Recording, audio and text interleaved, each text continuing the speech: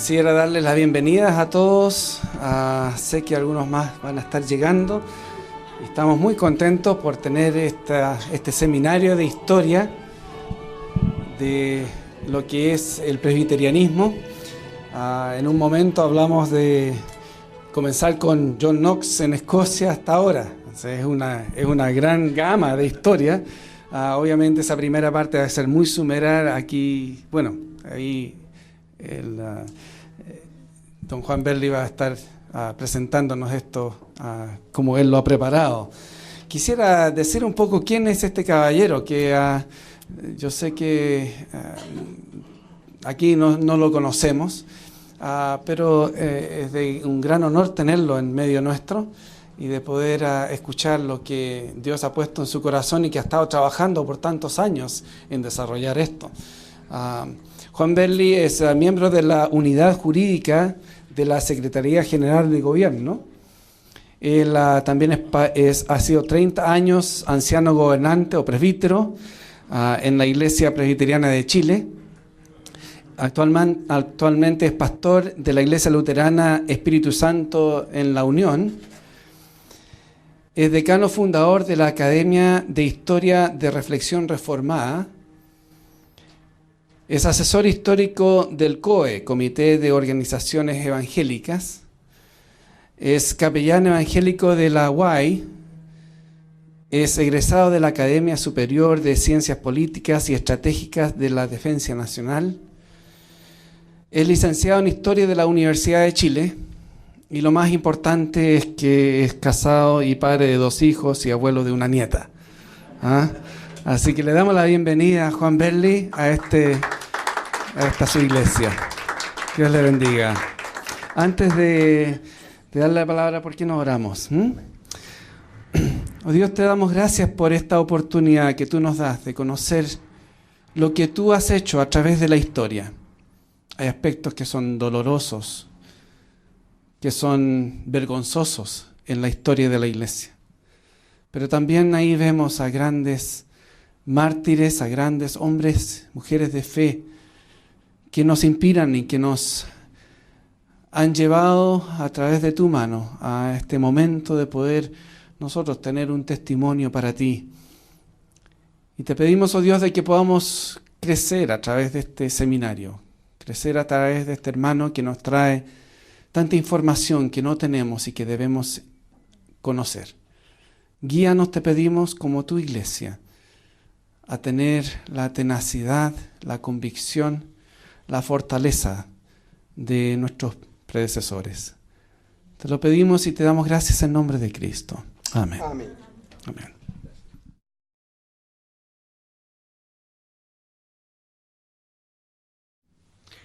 Bien, muy buenos días, queridas hermanas, queridos hermanos. Yo agradezco esta invitación de la Iglesia Presbiteriana de acá de Las Condes. Hacía muchos años que no compartía con mi hermano en estas jornadas de trabajo. En una época, él no lo dijo, pero en una época trabajamos juntos en la capacitación y en la enseñanza. Y fue una época brillante, hermosa. Muchos jóvenes pastores egresaron de nuestras aulas y hoy día están sirviendo al Señor en distintos campos.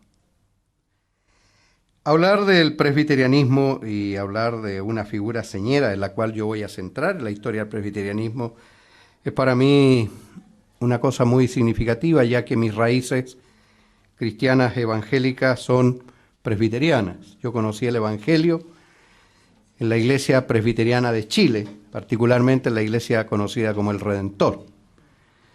Y durante toda mi formación, mi pastor y mentor fue don Rodolfo Vergara Ayares, un hombre que fue un verdadero líder en la formación de muchos jóvenes de la época y también aquel que despertó en mí la pasión por la historia. Recuerdo como una anécdota muy significativa el hecho de que este pastor, Rodolfo Vergara, acostumbraba en estos días, precisamente en esta época, en estos días, previos al 31 de octubre, posteriores, no más de una semana después del 1 de noviembre, hacer una visita al Cementerio General de Santiago, al llamado Patio de los Disidentes o Patio de los Herejes, donde desde 1874 eran autorizados a ser sepultados los protestantes. Antes su destino era el basurero público municipal en el Cerro Santa Lucía, porque el derecho canónico prohibía la sepultación de herejes condenados por el derecho canónico. Y como los cementerios estaban todos bajo el patronato eclesiástico, se producía esta terrible situación. Y él acostumbraba a veces a entusiasmarnos a algunos jóvenes, adolescentes de la época, y los jóvenes pensábamos, bueno, este viejito ya no puede andar solo, entonces lo vamos a acompañar. Pero nos estaba formando.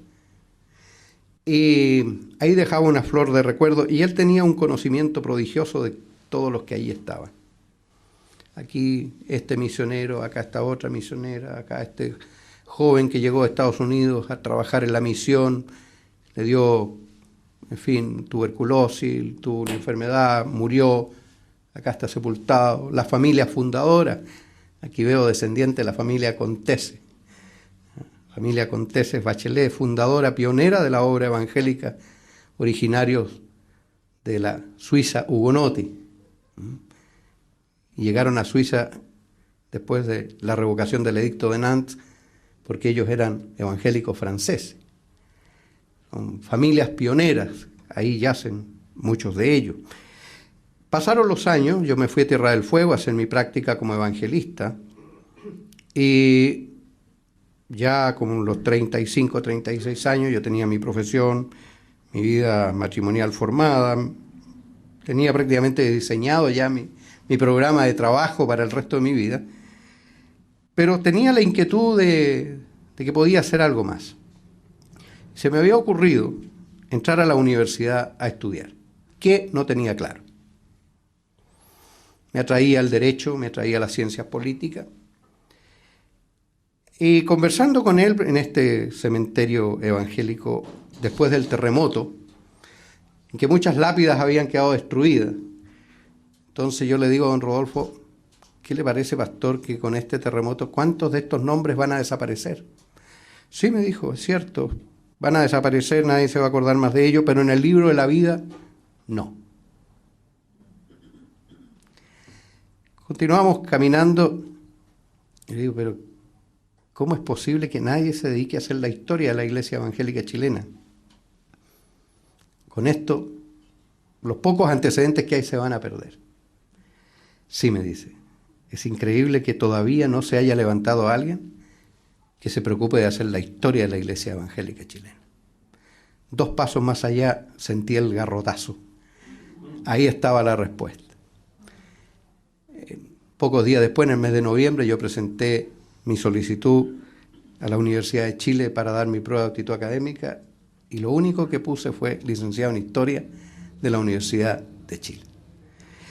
No lo puse en la Universidad Católica, donde habría tenido además la garantía de egresar como licenciado en Derecho, porque al ingresar a la Universidad Católica uno tiene que hacer un voto de lealtad a una universidad que es pontificia.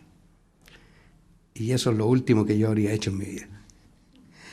Así que ahí comenzó mi, diríamos, carrera como historiador, la cual he dedicado toda mi vida exclusivamente al servicio de la Iglesia.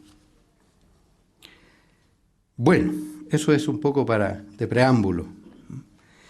Y por otras circunstancias, uno de mis alumnos, Pedro Puente, que trabajaba en Quilpué, en la Iglesia Presbiteriana, entró en contacto con el GBU, Grupo Bíblico Universitario, y ahí fui invitado a trabajar con un colega pastor, Siegfried Sander, a la ciudad de Osorno. Este hermano me invitó a la ciudad de Osorno un día a la Reforma a dictar unas conferencias, y después arteramente me llevó a una iglesia que se estaba cerrando por falta de atención. Una iglesia que le quedaban 6 miembros y hacía 17 años que no tenía pastor. Yo era candidato al pastorado en la Iglesia Presbiteriana. Y ahí empecé a trabajar con esa pequeña comunidad que es la Iglesia Luterana del Espíritu Santo en la ciudad de La Unión, en la 10ª región, donde 3 fines de semana al mes yo viajo a atender la comunidad desde hace 9 años y donde desde hace 7 soy el pastor de esa iglesia. Mi esposa es presbiteriana, mi suegro es pastor presbiteriano jubilado, así que tengo profundas raíces en la iglesia presbiteriana, porque ella es mi mamá, la iglesia luterana es mi señora. Bueno, queridos hermanos, el presbiterianismo es, por sobre todas las cosas, más que una expresión religiosa, es una cultura. No es solamente una iglesia, es un modo de vida, es una genialidad de la historia. Cuando John Knox era capellán en la Universidad de San Andrés, en Edimburgo, y los aires de la Reforma, los predicadores luteranos llegan allí, van a ser conmovidos todo el ambiente universitario. Ustedes saben que la Reforma protestante nació en el seno de las universidades. La Reforma protestante y el protestantismo es expresión de las mentes y de los espíritus más preclaros de la Europa de finales de la Edad Media. Eso hay que decirlo, porque a veces hay una suerte de complejo mental de inferioridad en el mundo evangélico. Lutero era profesor universitario, Calvino era un excelente y destacado abogado de la mejor universidad de la época, la Universidad de París. Zwinglio era un catedrático también, y John Knox era un capellán de la universidad. Cuando el sacerdote Hamilton, que era el párroco, fue quemado por orden del obispo por abrazar las ideas luteranas, John Knox se subleva junto con los estudiantes, son reducidos por la autoridad y es condenado a las galeras francesas, porque Escocia era una suerte de colonia francesa. Cuando por razones de paz política John Knox sale libre, años después, va a Alemania, conoce a Lutero, entabla amistad con Felipe Melanchthon y posteriormente sigue subiendo hasta la Suiza, donde a los pies de Calvino inicia su formación en la fe evangélica, en la fe protestante. No siempre estuvo de acuerdo John Knox con Calvino en muchas cosas. John Knox creía en el legítimo derecho a la rebelión cuando los atributos de Dios, cuando la visión de Dios es colocada en la iglesia y la autoridad política pretende conculcar estos derechos. Por eso la obra más magistral de la iglesia evangélica, el manifiesto revolucionario que cambió y dio origen a todo un sistema político nuevo, la vindicación contra la tiranía y la apelación, que es de John Knox, y la reivindicación de Teodoro de Beza, el sucesor de Calvino en el púlpito, esos documentos van a dar origen en Escocia primero, en Holanda posteriormente y también en la Suiza, a un sistema de gobierno desconocido, aun cuando algunos pretenden que tiene sus raíces en la Grecia antigua, y es el sistema democrático, republicano, parlamentario, representativo de gobierno. Ese sistema político, que está en todas las naciones democráticas de Occidente, es una hija del presbiterianismo. El expresidente López Michelson de Colombia dijo en un discurso en el Parlamento de Bogotá en una ocasión: el día que se haga justicia histórica en nuestro continente y se rinda homenaje a los verdaderos fundadores de la democracia occidental, en ningún parlamento del mundo debiera de faltar un busto retrato de Lutero y de Calvino. Y eso es algo que nosotros tenemos también que reclamar como propio porque es nuestra herencia. Eso es respecto de esta esencia del origen, el pilar de la libertad de la conciencia, el derecho al juicio privado. Todos son elementos que van a romper el monopolio eclesiástico y el monopolio de la conciencia y van a permitir el profundo desarrollo de las universidades, de la investigación, de los laboratorios. No en vano, el mundo protestante es aquel que ha dado los mayores frutos en el progreso y en el desarrollo de la ciencia. Cuando los padres puritanos llegaron a las colonias de Norteamérica, ellos traían esta esencia a través de la expresión congregacional o presbiteriana, esta esencia democrática, esta esencia de investigación, esta esencia de que un cristiano que no sea educado no es un cristiano que está potenciando todo lo que Dios le ha dado para la gloria de Dios. Por eso la ignorancia y el protestantismo no son dos cosas que se lleven de la mano. El protestante es un hombre que siempre debe estar cultivándose, educándose, porque todo lo que tiene es para la gloria de Dios. El concepto que Calvino va a recuperar, que John Knox lo va a levantar como una bandera de lucha y se va a transformar en la firma sobre sus obras de Johann Sebastian Bach. Soli Deo Gloria. Todo para la mayor gloria de Dios. Y esa es la esencia y la genialidad del presbiterianismo y del calvinismo. Esté manifestado en el tipo de congregación que sea. Todos sus actos, todos sus hechos, todo su quehacer, toda su visión, todo su norte apunta a la glorificación mayor de Dios, que es el soberano dueño de todas las cosas. Esa es la línea conductora del pensamiento reformado calvinista. Quien no lo tenga, se podrá llamar calvinista, presbiteriano, como quiera, pero no lo es. Así de simple. En nuestro Chile, vamos a aterrizar abruptamente, ¿no? En nuestro Chile estas cosas obviamente eran absoluta y totalmente desconocidas. Nuestro Chile, en este último rincón del continente americano, vivía y vive aún, mayoritariamente, sumido en una concepción eclesiástica medieval. Y no solo medieval, sino que también adobado durante 700 años por una concepción musulmana. Si nosotros pensamos que el cristianismo católico en España, a diferencia del resto del continente, nunca salió de sus fronteras para ir a una cruzada en el Oriente, ni en ninguna parte, fue porque vivió la cruzada dentro de su propia frontera.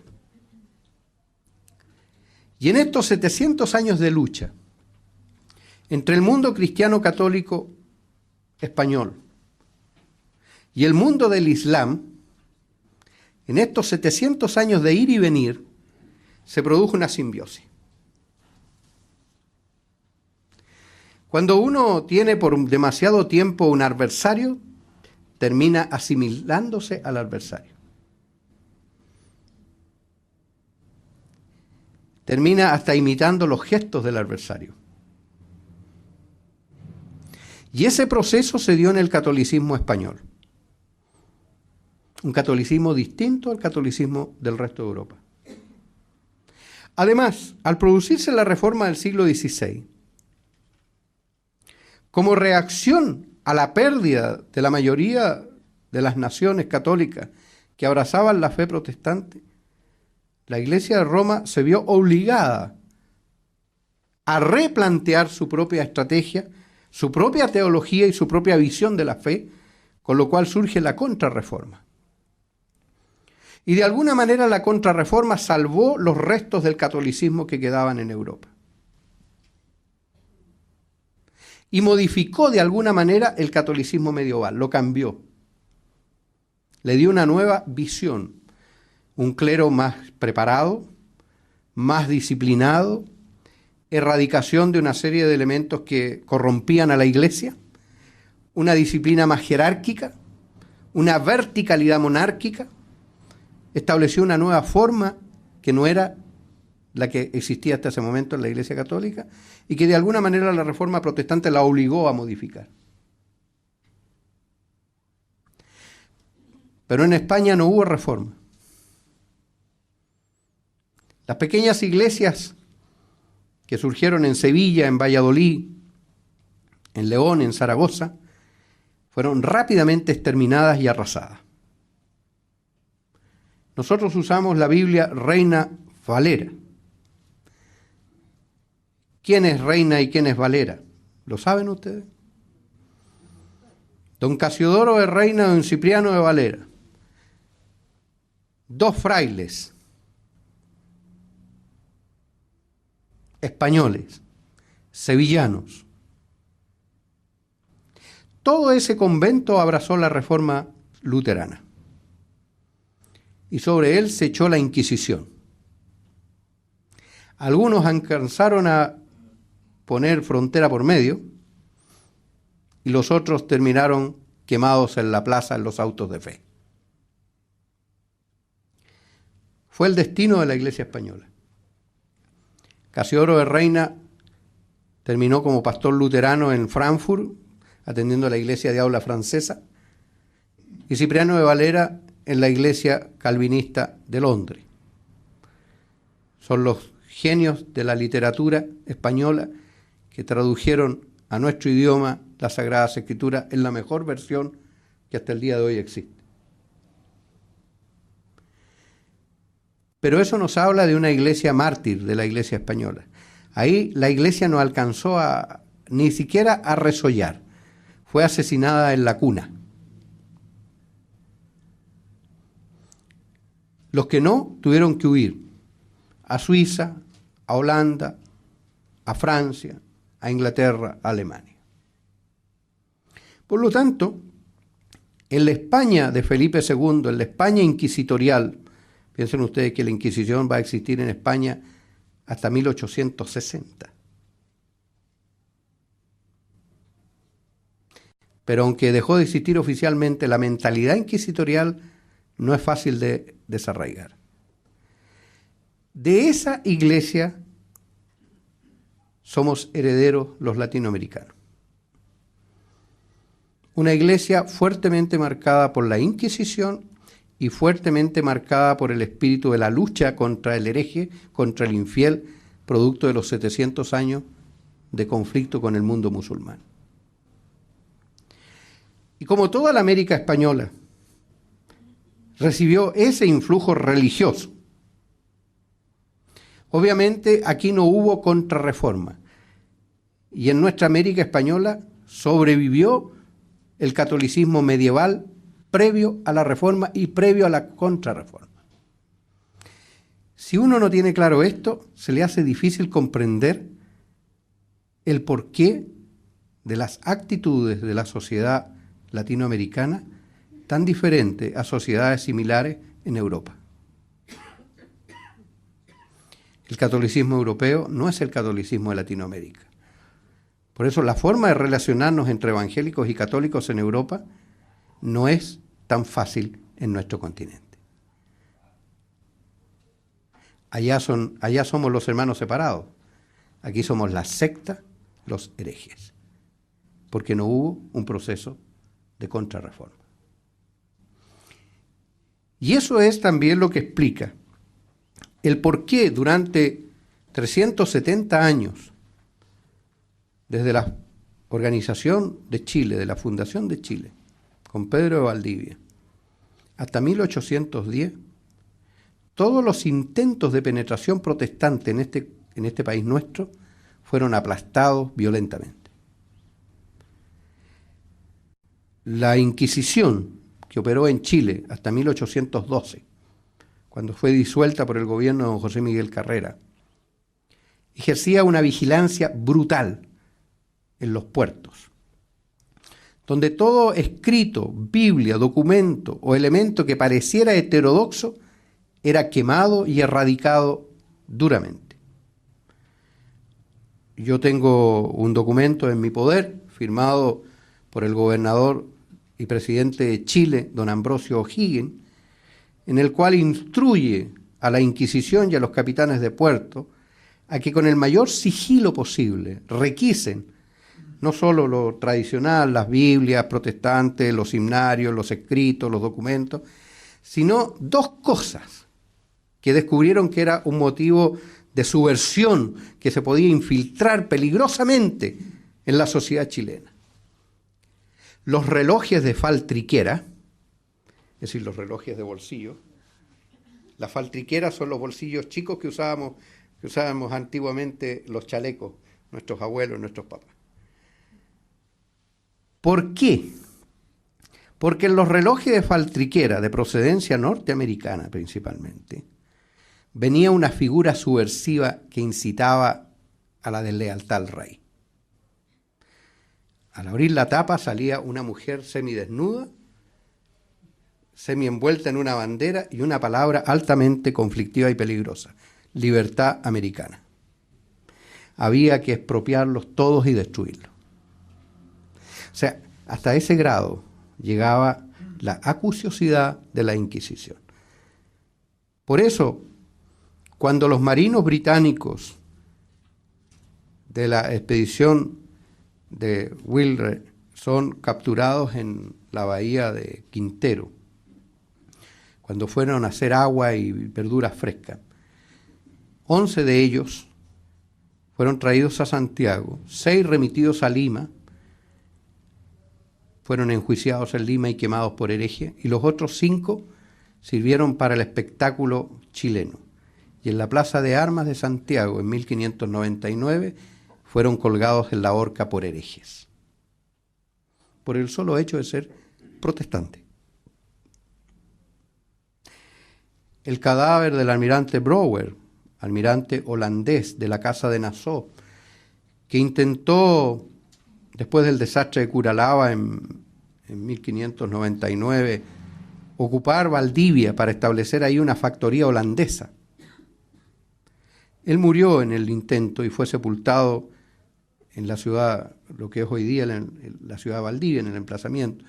La primera medida que hicieron las autoridades españolas cuando llegaron desesperadas a fortificar la zona para impedir que los herejes piratas holandeses penetraran allí con sus malsanas ideas, fue desenterrar el cadáver del almirante Brouwer y, como dice el cronista Alonso Valle, por ser hereje lo quemó. Es decir, no había ninguna posibilidad. Hay otros intentos que corrieron la misma suerte. Al llegar el gobierno de don José Miguel Carrera, aparece el primer presbiteriano y el primer protestante de nota en nuestro país, don Joel Roberto Poinsett. Don Joel Roberto Poinsett era un ilustre descendiente de familias hugonotes francesas que habían tenido que huir después de la revocación del edicto de Nantes, donde se terminó la libertad religiosa en Francia, por orden de Richelieu, y ellos habían huido a Inglaterra. De Inglaterra habían pasado a las Carolinas. Este hombre, nieto del inventor del telescopio acromático, se va a destacar en todos los ámbitos posibles de la época: médico, ingeniero, militar, políglota, consejero de distintos jefes de Estado, va a llegar a ser ministro de la Guerra de los Estados Unidos, científico. A él le debemos haber descrito una flor típica del continente sudamericano, que nosotros conocemos como corona del Inca y que científicamente es conocida como la poinsettia. Él es Joel Roberto Poinsett y es el primer embajador de los Estados Unidos ante don José Miguel Carrera. Miembro de la Iglesia Presbiteriana de Baltimore, donde llegó a ejercer como anciano gobernante. Él fue el redactor de nuestra primera ensayo constitucional en Chile, solicitado por Carrera. Y ahí hay una frase. Dice: la religión del Estado de Chile será la católica apostólica, pero emite la palabra romana. Con lo cual dejaba abierto el espacio jurídico para que se establecieran en Chile todo tipo de iglesias cristianas que no estaban en comunión con Roma. Es decir, las iglesias católicas apostólicas son las iglesias protestantes. Diseñó nuestro primer escudo nacional.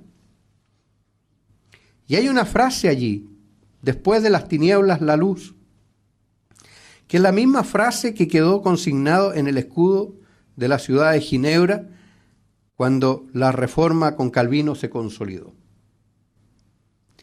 Y además es una frase tremendamente bíblica. Después de las tinieblas, la luz. Es casi una paráfrasis del Evangelio. Cuando don José Miguel Carrera cayó en desgracia y después fue perseguido encarnizadamente por el gobierno argentino, buscó refugio en los Estados Unidos. Ahí fue atendido por don Joel, se incorporó, yo conozco el diario de vida de don José Miguel Carrera, mi estada en los Estados Unidos, donde él participaba dominicalmente de los cultos presbiterianos en Baltimore. Y ahí conoció a un grupo selecto de personas, de amigos, miembros de la congregación, que posteriormente van a tener una gran figuración en la historia económica del desarrollo de Chile. Don Guillermo Wilray, don Henry Hill, señor Bruton, que le facilitaron a este desterrado general chileno, que no tenía recursos ni para comer, barcos, municiones, créditos y capital para organizar una expedición libertadora que viniera a recuperar Chile del dominio español. La expedición fue secuestrada, robada por el gobierno argentino de la época, por Pueyrredón.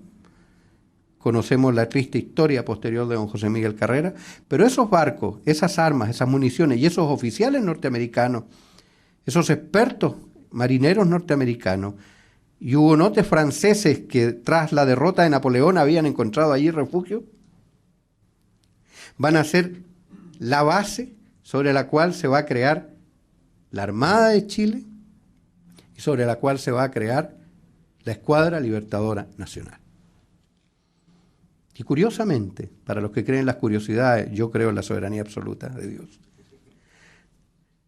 van a ser conducidas magistralmente por otro presbiteriano,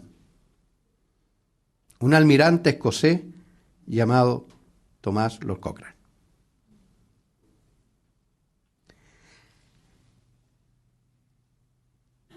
Con la llegada de O'Higgins,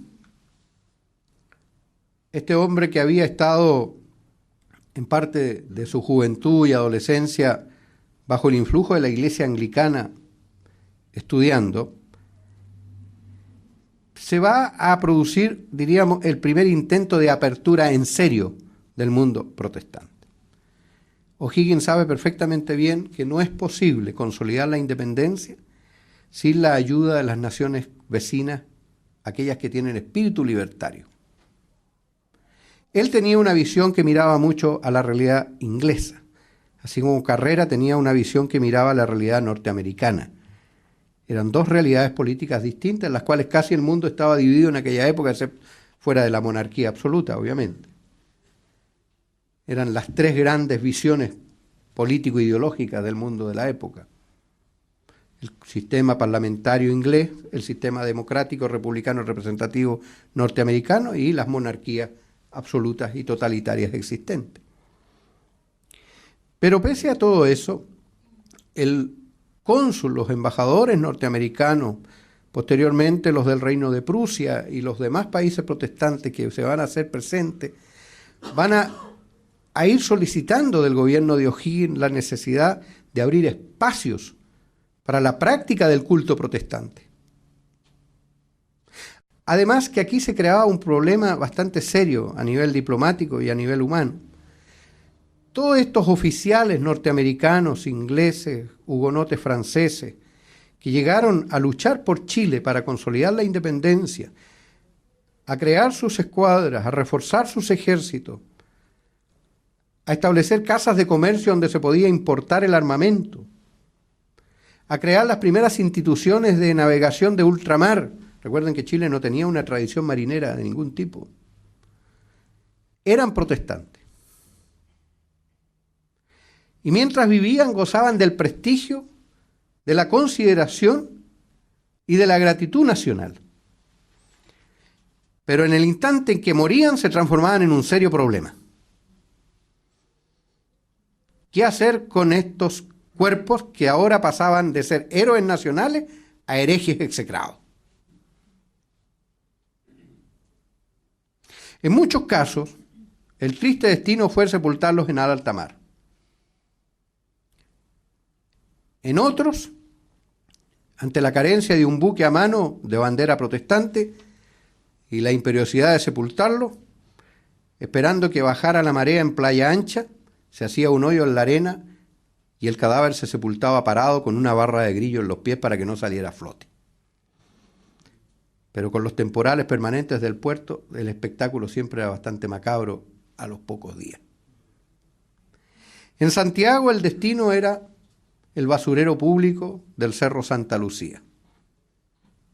De noche, sin ataúd, sin el consuelo ni siquiera de la compañía de sus seres queridos, envuelto en algunos gangochos, en un hoyo en la basura, eran depositados los restos de estos personajes que merecían, al decir de Vicuña Maquena, ser desterrados del cielo y de la tierra. Por eso la primera lucha que dan los protestantes es un espacio para sepultar a sus muertos. Ya había un antecedente que había dejado don Joel Roberto Poinsett. Tras una breve guerra naval entre los Estados Unidos y Inglaterra en 1814, los marinos de la fragata Essex, que habían caído emboscados por la flota inglesa, cuando intentaron huir de la bahía, ahí se había producido 247 muertos de ambos bandos, mayoría norteamericanos. Como no había lugar para sepultarlos, el comandante del fuerte naval autorizó que en el patio del fuerte se hiciese una fosa común para depositarlos allí. Hoy día es el mismo lugar donde está el cementerio disidente o evangélico de Valparaíso, donde está también la tumba del gran héroe de la evangelización chilena, el padre de la Iglesia Evangélica Chilena, el ministro presbiteriano don David Trumbull. La lucha para enterrar los muertos, la lucha para poder reunirse, aunque fuera en su propio idioma y en privado, para ejercer su culto, fueron los primeros intentos para establecer un espacio de libertad en nuestro país para el mundo protestante. Posteriormente llega otra figura señera, injustamente olvidada en nuestros anales, un inglés,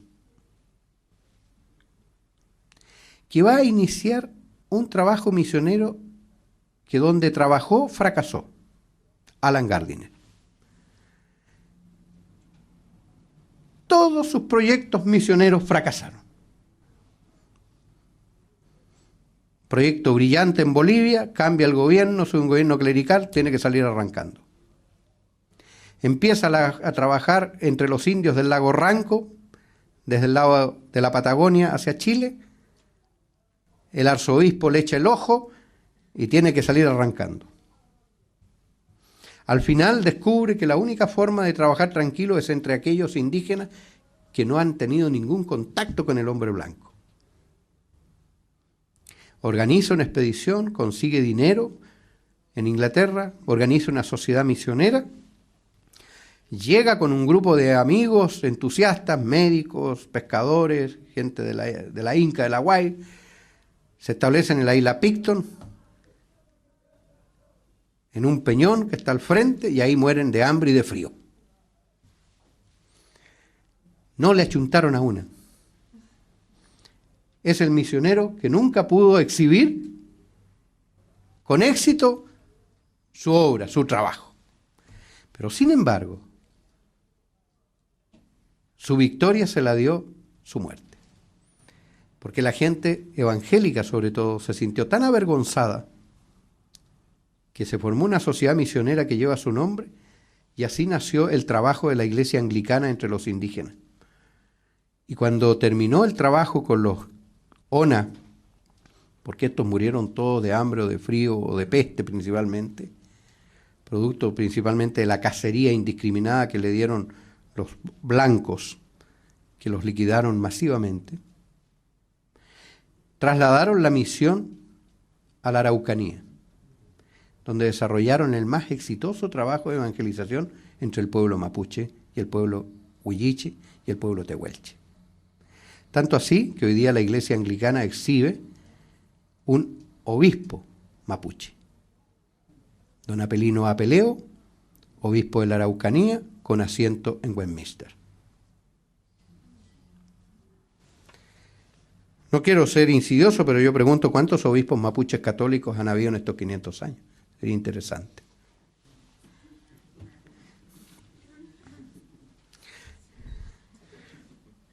Buena pregunta.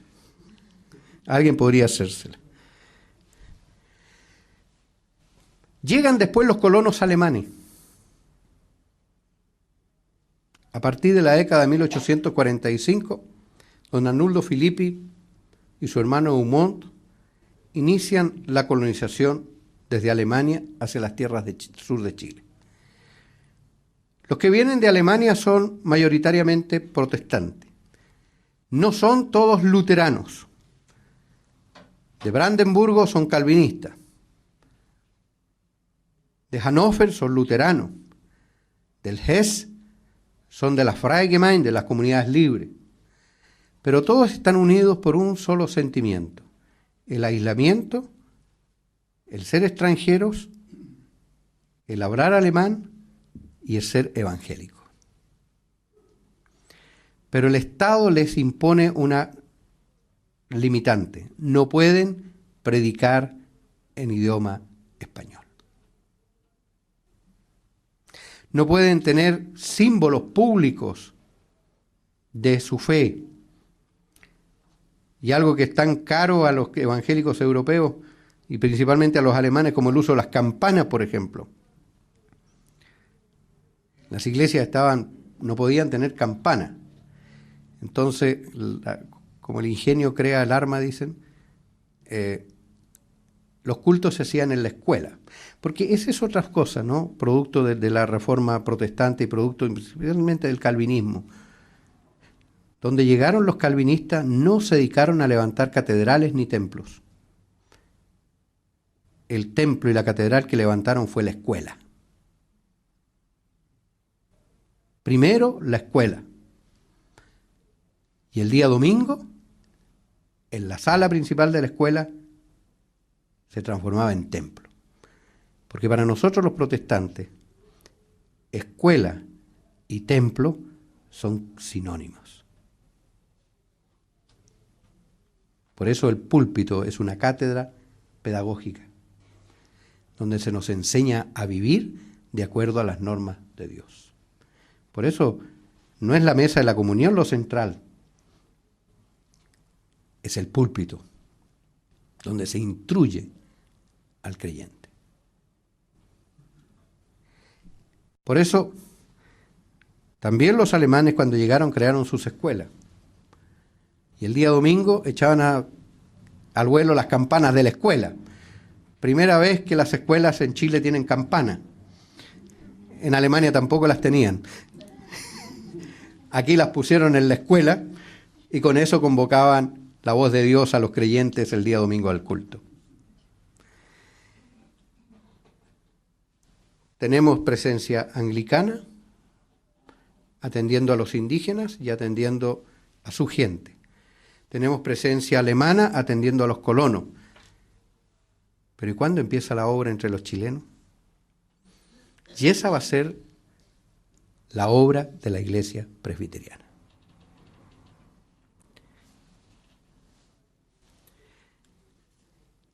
la historia del protestantismo en Chile no podría ser desarrollada si no partimos con la figura de don David Trumbull. ¿Quién es don David Trumbull? Había nacido en Elizabeth, estado de Nueva Jersey, el 1 de noviembre de 1819. Se había domiciliado en Boston. Su padre, Jonathan Trumbull, compañero de luchas con George Washington en la independencia de los Estados Unidos. Su tío, sus cuadros, quien visite el Congreso de los Estados Unidos verá las pinturas de la independencia. Todos los cuadros de la independencia fueron pintados por el tío de David Trumbull.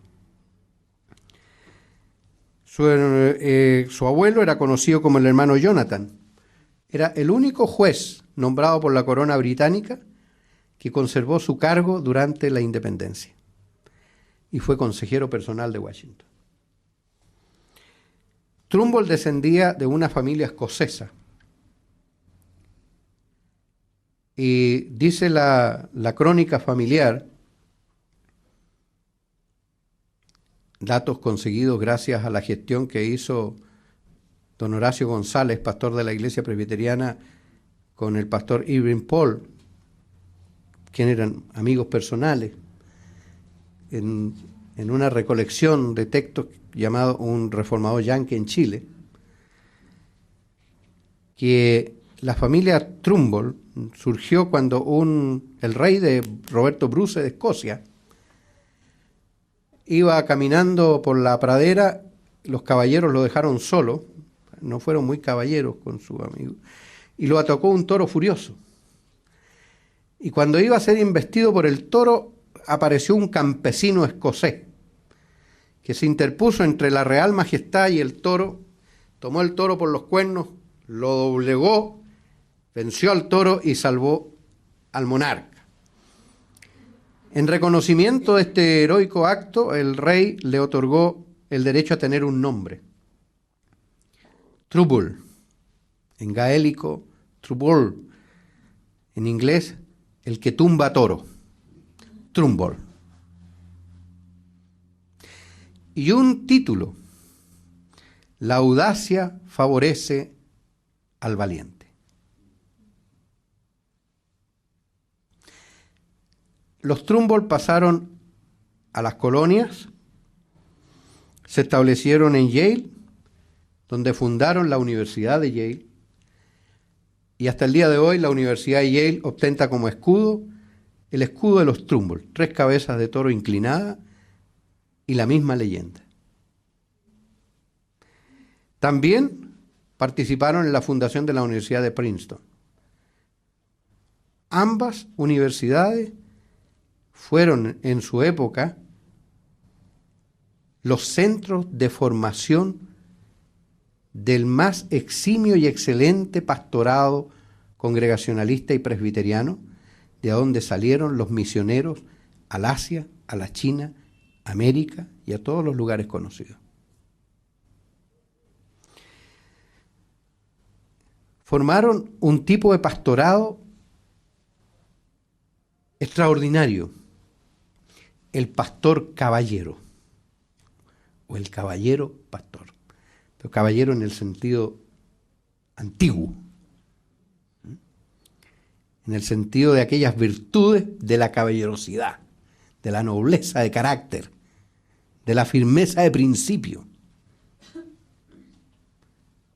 Creo que difícilmente ha habido un par de universidades que en su época hayan producido elementos de tan alta significación para el desarrollo del Evangelio y de la ética protestante en el resto del mundo. Don David pertenecía a la Iglesia Presbiteriana de Nueva Inglaterra. Como ustedes ven, por familia era un verdadero aristócrata, descendiente de la familia de los padres puritanos, por su padre y por su madre. Estudió y se graduó en Yale en 1842 y en el Seminario Presbiteriano de Princeton en el 45. Se quedó adscrito a la Asociación de Pastores Congregacionalistas de Nueva London en Connecticut. Y el congregacionalismo es una denominación o iglesia de tendencia calvinista, que postula la independencia absoluta de cada congregación y la separación de las congregaciones respecto del Estado. Recordemos que en muchas iglesias evangélicas la alianza entre la iglesia y el Estado fue fundamental para la sobrevivencia de la iglesia. Difícilmente Lutero habría podido consolidar la reforma en Alemania sin el apoyo de los príncipes que aceptaron la fe reformada. La iglesia evangélica de Inglaterra difícilmente habría podido sobrevivir a no ser por el apoyo y la conversión de Isabel de Inglaterra. En cambio, en Suiza, en Holanda y en Escocia, las tres iglesias de más profunda raigambre calvinista, la iglesia se impuso por una revolución popular. Fue el pueblo el que abrazó la reforma con sus clérigos y sacerdotes e impuso la fe a las jerarquías superiores del Estado. Por eso se decía en Escocia que la Asamblea Nacional de las Iglesias Presbiterianas de Escocia tenía más importancia y valor para el Estado que el Parlamento de Escocia. Y en Holanda fue una revolución popular, política y nacional, donde el sentimiento evangélico se confundió con el deseo de independencia y de expulsar al invasor papista español. En Escocia también el sentimiento fue por la independencia y la expulsión de la intromisión francesa papista, que a la cabeza de la familia Guisa quería someter Escocia a los dictados de Francia. Por eso podríamos también decir, pero con cuidado, entre paréntesis, en voz baja, que el nacionalismo europeo surge con la Reforma. Porque la Reforma, perdónenme la expresión, parió naciones.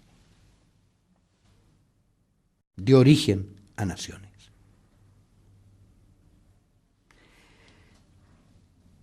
Por eso las iglesias presbiterianas y congregacionalistas siempre cuidaron mucho la independencia de la iglesia respecto del Estado. Porque el sistema presbiteriano de gobierno, el sistema congregacionalista, hace descansar el gobierno y las decisiones de la iglesia en la propia congregación, en el pueblo. Y en el pueblo a través de sus representantes, los ancianos. Y eso es lo que posteriormente Cromwell va a plasmar con el sistema parlamentario de gobierno en Inglaterra. Es el pueblo que escoge sus representantes para que en su nombre los gobiernen. Y esto se llama sistema parlamentario de gobierno. Por eso la Reforma, y principalmente la Reforma calvinista, creó el sistema democrático republicano parlamentario. Y este sistema se va a perfeccionar con la independencia de los Estados Unidos, que al decir del rey Jorge de Inglaterra, las colonias se me fugaron con un ministro presbiteriano. Ahora, estos principios fundamentales calvinistas que están condensados en una obra cumbre llamada La Institución de la Religión Cristiana, que ustedes me imagino que conocen todos más que yo de memoria, como buenos presbiterianos no podría ser de otra manera. Y de acuerdo a esta concepción protestante de iglesia que nosotros definimos como la comunidad de los creyentes, donde la independencia confesional de cada congregación trae consigo la independencia de cada comunidad en los distintos territorios. Por eso don David Trumbull establece estos principios también en la naciente iglesia chilena. Y en la prensa protestante evangélica que él va a crear apenas llegó al país, escribe cosas como esta. Imagínense esto por allá por 1848, en el ambiente político chileno, y religioso. ¿Cómo habrá caído esto? Comillas. Que se organicen iglesias libres en el Estado libre. El mismo grito que hemos planteado ahora al final del segundo milenio frente al Estado chileno para conseguir la ley de igualdad religiosa en este país. Una iglesia libre en un Estado libre. ¿Qué implica esa frase? Una iglesia libre de toda injerencia del Estado. En un Estado libre de toda injerencia eclesiástica. Y aquí entramos a un tema teológico calvinista, las esferas de soberanía de Dios. Dios establece esferas de soberanía. Usted puede ser llamado a lo que Dios quiera llamarlo, pero si lo llama una cosa, no lo llama la otra. A usted lo llamó para ser político, tiene que ser un político de una ética profunda, de principios evangélicos a toda prueba de honorarios y corrupciones. Y si usted es pastor, se dedica a ser pastor y no a ser político. Si se dedica a político, se dedica a ser político, no a meterse a ser pastor. Ambas cosas son igualmente buenas y útiles. Pero ambas cosas sirven en esferas distintas, bajo la tuición del único dueño de toda soberanía, que no es delegable, porque para nosotros los reformados la soberanía de Dios no se delega. Dios siempre la tiene en su mano. Imagínense en un momento en que en Chile el Estado es confesional, en que el patrono de la iglesia es el presidente de la República, y donde la iglesia reclama el monopolio de ser la única y exclusiva. Esta frase, en ese medio, hoy día a lo mejor no dice mucho, pero en esa época esta frase es altamente subversiva, porque va contra todo lo establecido y plasmado en la Constitución Política de 1833. La religión del Estado de Chile, artículo 5, es la católica, apostólica y romana, con prohibición absoluta del ejercicio público de cualquier otra. Esta frase es inconstitucional, es subversiva, es rupturista con el esquema imperante en Chile. Es que los presbiterianos que no sean rupturistas no son buenos presbiterianos. Si por algo nos llaman protestantes. Somos una conciencia profética que levanta su voz de protesta contra cualquier abuso, atropello a las cosas que Dios ha puesto. Voz profética. Nos falta mucho a eso en la Iglesia Evangélica Chilena. Iglesias de la misma forma o distinta forma, que no dependan de un jefe en el extranjero y que no tengan relación subalterna con el poder civil. Imagínense. Una iglesia que no tenga dependencia de un jefe en el extranjero. Decir esto en aquella época, y decir esto hoy día incluso, ¿qué pasa con la autoridad y la soberanía absoluta del Papa? Ejercida directamente a través de los nuncios apostólicos. No, y la frase sigue. Sino que la respeten y la obedezcan en cuanto a lo que sea su incumbencia. Esto sería volver al cristianismo de Cristo, y así se alcanzaría la apostolicidad, porque las iglesias de Chile serían como la Judea, Grecia y Roma, fundada antiguamente por los apóstoles. Este es el principio básico de don David Trumbull para la iglesia naciente, iglesia evangélica chilena. Don David llegó a Chile el 25 de diciembre de 1845 y el año 46, ya en el mismo lugar donde se alojaba, en el Hotel de Chile, había formado un pequeño grupo de 15 personas, a los cuales pomposamente le dieron el nombre de la Free Chapel, la capilla libre. Y ahí se reunían, le pusieron la Union Church. Ahí se reunían hermanos de distintas denominaciones y de distintas nacionalidades. Pero pronto fueron acusados por el obispo de Santiago, al dueño del hotel, un caballero católico de la capital, que ahí se reunía un grupo de herejes a hacer servicios impíos. Obviamente fueron expulsados en el acto. Entonces don David encontró refugio para su pequeña congregación en las bodegas del diario El Mercurio. ¿Qué dirían los dueños del Mercurio de hoy día, no? Porque los dueños del Mercurio, principalmente los McClure, de origen escocés, eran protestantes. La familia McClure era una familia protestante. Y el otro socio, que hasta el día de hoy está presente, su abuelo era anglicano. Se había quedado varado en Coquimbo, por allá por 1790.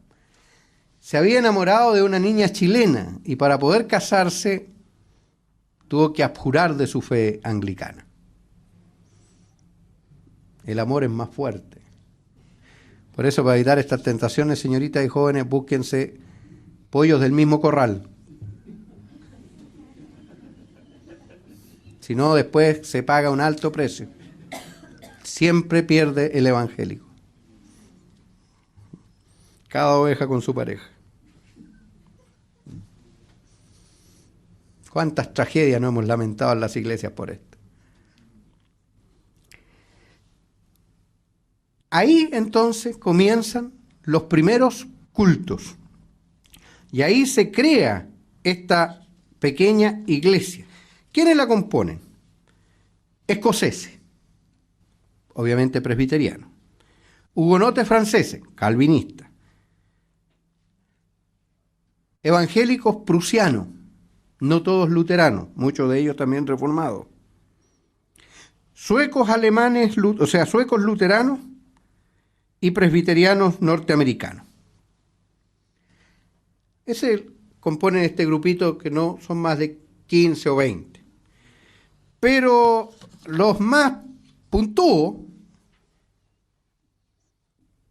eran los norteamericanos. Los más empeñosos, los más capaces de ver un poco más allá para estructurar esta iglesia. Un carácter más hegemónico. Y como don David también era norteamericano, encontró en ellos un buen apoyo. Así, desde 1845 surge la primera iglesia, no anglicana, no luterana, interdenominacional, que va a ir, diríamos, creando un espacio de predicación entre el pueblo chileno. Ya son acusados en diciembre del año 46 por el arzobispo de Santiago, Rafael Valentín Valdivieso, que le advierte al vicario de la iglesia matriz de Valparaíso que el ministro Trumbull y un grupo de presbiterianos están empeñados en pervertir a la mayoría católica del país, haciendo ingentes trabajos para convertirlos al protestantismo. Dice, voy a leer lo que dice el obispo. Además de Mr. Armstrong, pastor anglicano, era el único pastor anglicano de toda la costa del Pacífico, desde Panamá hasta el Cabo de Hornos. Atendía a la colonia anglicana. Alguien podría hacer la pregunta, bueno, ¿y por qué estos evangélicos no estaban junto con los anglicanos? Si al principio estaban juntos. Pero ocurrió un problema por culpa de los presbiterianos. Porque como son tan testarudos y tan fijados a sus ideas, cuando iba a terminar el culto y venía la bendición, todos los no anglicanos se ponían de pie y se mandaban a cambiar. Motivo, causa, razón, ¿cuál sería? La corona. Porque en el rito anglicano, la bendición parte pidiendo la bendición sobre el rey, que es la cabeza administrativa de la iglesia. Imagínense para un presbiteriano escocés antimonárquico, para un hugonote francés, para un presbiteriano norteamericano enfermo de republicanismo, tener que la bendición orar por el rey de Inglaterra era un atentado a su fe. Así que ahí se paraba y quedaba la mitad de la congregación afuera. Por eso que el señor Wheelwright y otros, el señor Balfour, el señor Williamson, escriben a Princeton solicitando a un ministro calvinista de gobierno presbiteriano para que venga a atenderlos a ellos. Y que aprenda luego el español para que empiece la predicación entre los chilenos, cosa que los anglicanos jamás iban a hacer, porque ellos no querían conflicto con el Estado, porque ellos venían a atender religiosamente a su gente. Y no querían conflicto con el Estado, porque ellos eran comerciantes. Y aquí siempre está un poco el conflicto, ¿no? Interés e interés. ¿Qué prima más? ¿El interés de la comercia, de la negocia o de la fe? Cuando tengo que decidir lo uno por lo otro y cuando lo uno me perjudica a lo otro, ¿por qué decido? Bueno, si estaba la posibilidad de ejercer la fe en su idioma para su gente y ejercer su comercio, ¿a qué crearse problemas? Ahora, ya habían algunas damas que se habían casado con estos anglicanos y habían intentado asistir a los cultos de sus maridos, pero la fuerza pública las había arrestado en la puerta de los templos. Porque las esposas de los protestantes, las chilenas esposas de los protestantes extranjeros, eran arrestadas e intentaban ingresar a los cultos, al lugar donde se hacía el culto protestante, que era la sala del consulado. Si no era tan fácil la cuestioncita, ¿no? En aquella época era, y todavía faltan otros temas más difíciles. ¿Qué hacer con los niños? Si no había registro civil, pues el único registro era el parroquial. ¿Y los matrimonios? Porque no solo era el problema con los muertos. ¿Quién certificaba la validez de un matrimonio si el único oficial aceptado por el Estado era el párroco? Ya vamos a ver estos problemas. Dice el señor arzobispo: además de Mr. Armstrong, pastor anglicano, existe aquí Mr. Trumbull, ministro protestante de secta presbiteriana, que predica públicamente y celebra oficio los domingos en el Hotel de Chile. Y no satisfecho Mr. Trumbull con los pasos de su compañero, usa de la violencia, del dinero y de la seducción para pervertir a los católicos.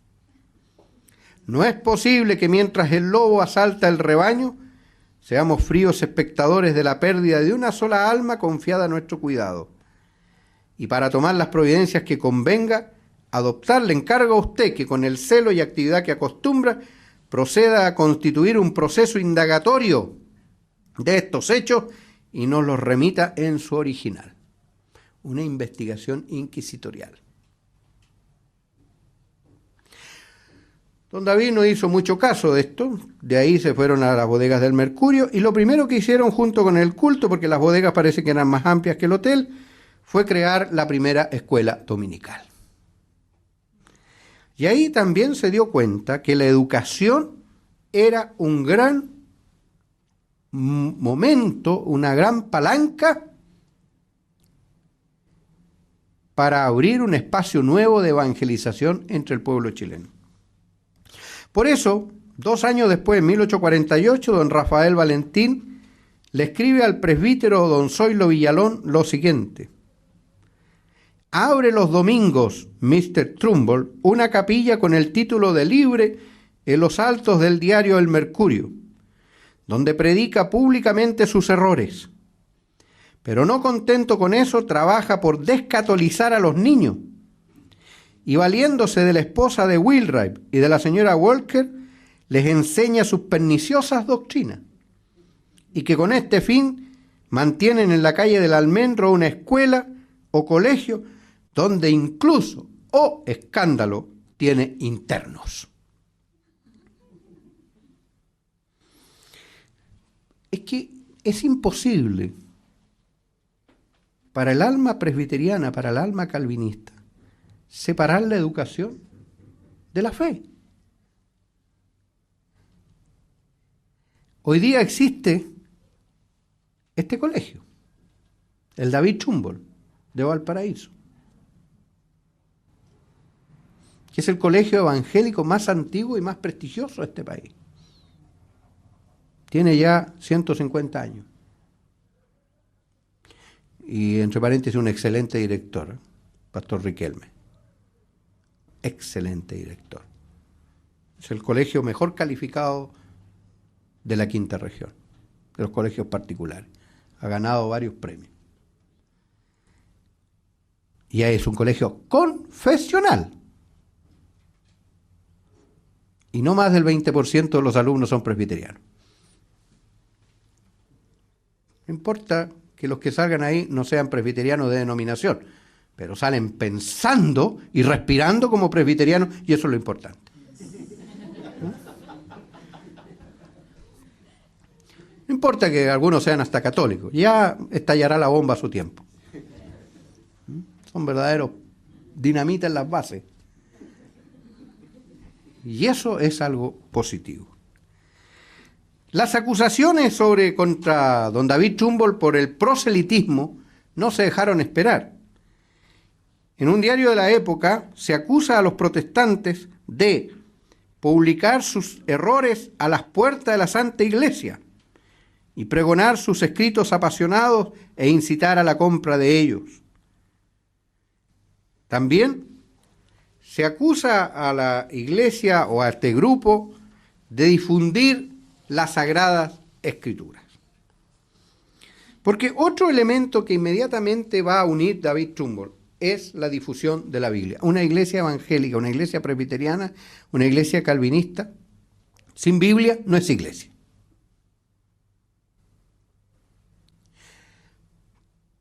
No sé si ustedes usan el directorio del culto, el manual de culto y el libro de disciplina de la iglesia presbiteriana que yo conozco. Pero dice en la constitución de la iglesia presbiteriana que yo conozco y en la cual fui recibido como miembro, que las Sagradas Escrituras, Antiguo y Nuevo Testamento, son la regla única e infalible de fe, conducta y práctica. Nuestra fe es una fe bíblica, cristocéntrica. Por lo tanto, lo primero que hizo don David Trumbull fue organizar la Sociedad Bíblica de Valparaíso, que hoy día presta servicio a todas las iglesias evangélicas de Chile, y hasta los católicos nos compran las Biblias. Y la Sociedad Bíblica, que había sido creada antes por don Isaac Wheelwright, el hermano de don Guillermo Wheelwright.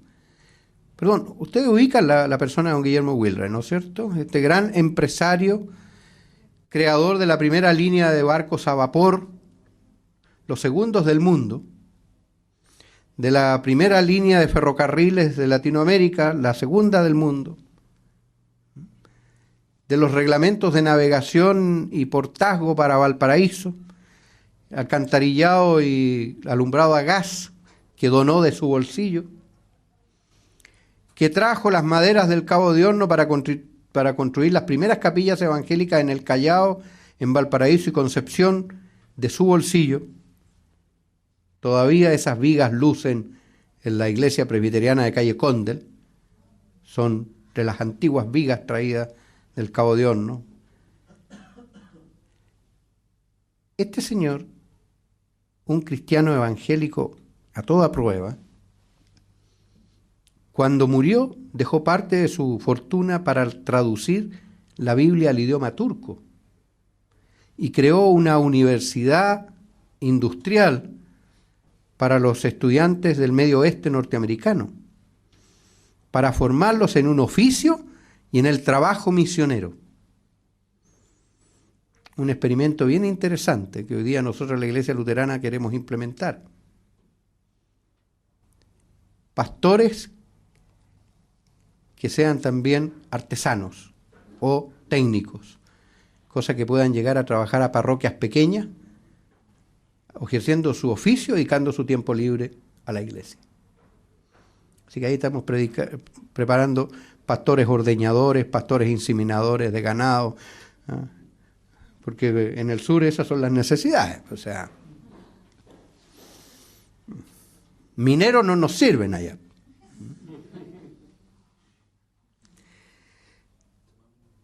Tomamos un break, ¿no? Un alto, un café, y después continuamos.